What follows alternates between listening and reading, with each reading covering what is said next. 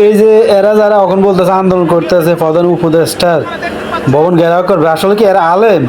আপনারা একটু ভালো করে লক্ষ্য করে দেখেন কয়জন আলেম আছে। এই যে ওখানে একটা হুজুর বক্তব্য দিবে, মানে একটা হুজুর কথা বলবে, এর পিছনে কয়েকজন আছে, এরা কি হুজুর? সবাই একটু ভালো করে এই মিছিলটার দিকে লক্ষ্য করে দেখেন, এরা কি আসলে হুজুর?